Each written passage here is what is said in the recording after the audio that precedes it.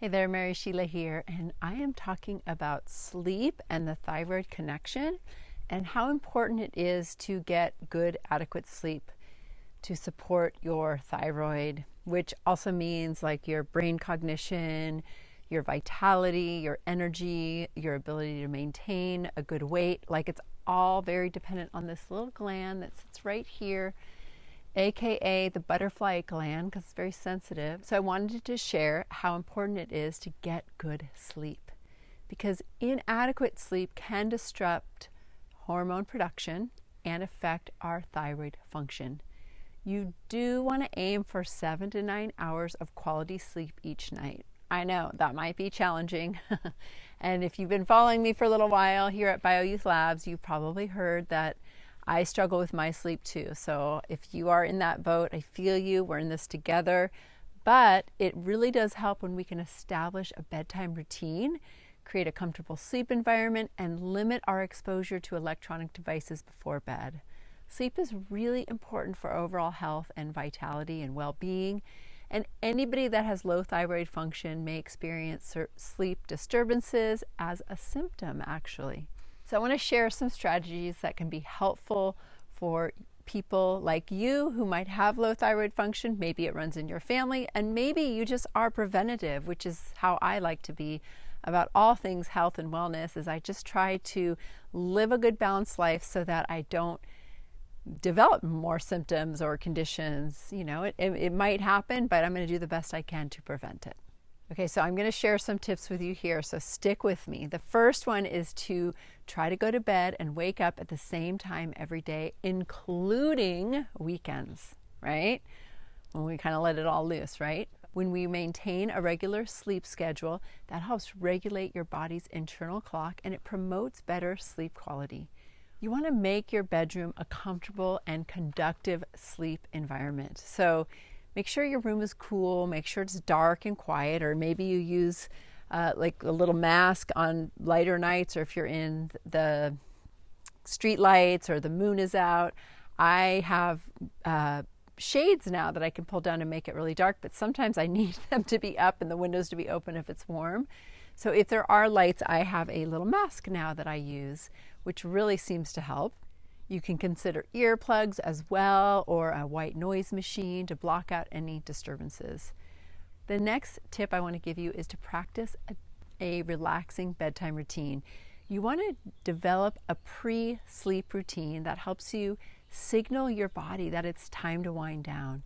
This can include activities such as reading a book, taking a warm bath, practicing relaxation techniques like maybe some deep breathing or meditation, listen to calm music.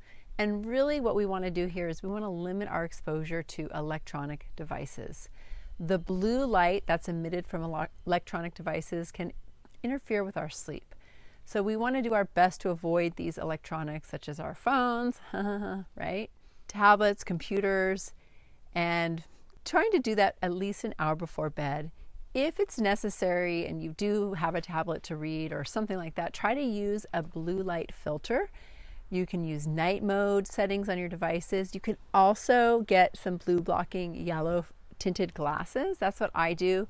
I do have a Kindle I like to read. I always keep it on the Wi-Fi off and I read my book, put my glasses on till I get sleepy.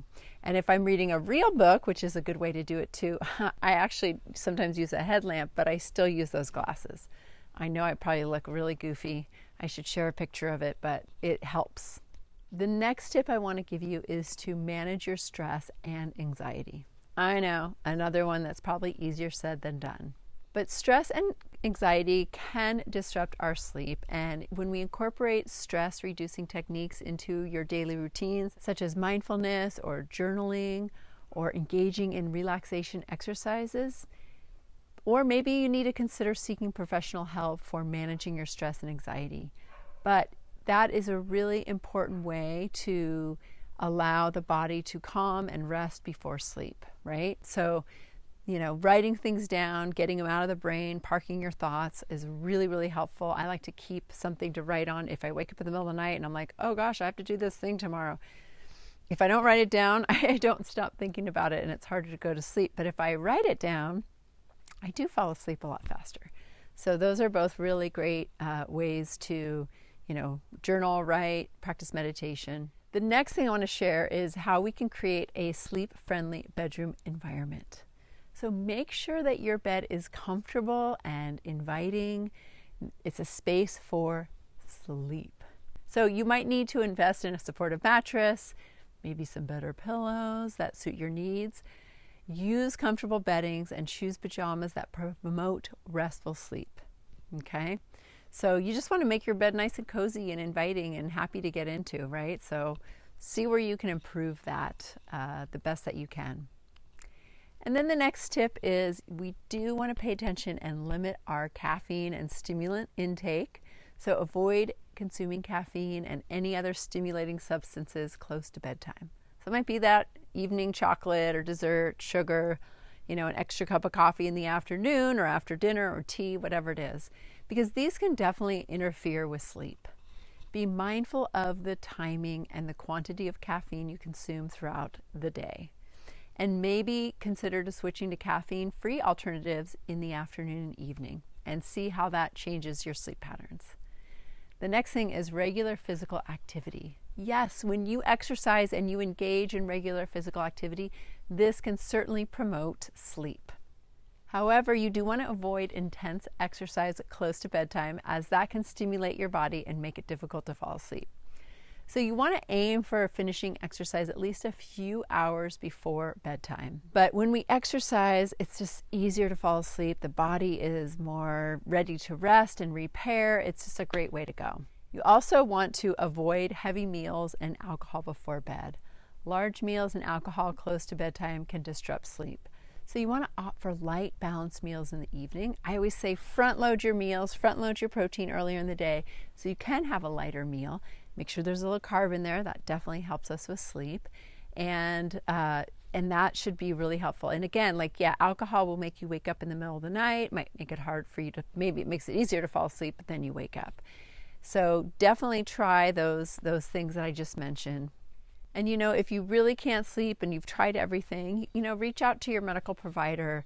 But definitely try all these things first. I call these the low-hanging fruit, right? It's like, oh wait, my bed. Oh wait, my bedroom, or my animals, or what I'm eating at night, or all the things. So try to grab that low-hanging fruit and make it happen, make it work, feel your best, and then see what happens after that. Okay? I wish you sweet dreams, as always, because I know that sleep can be hard to come by. And if you have any good things that have helped you with sleep, feel free to throw them down in the comments. Have a great day. Thanks for watching, and thanks for being a part of the BioYouth Labs community.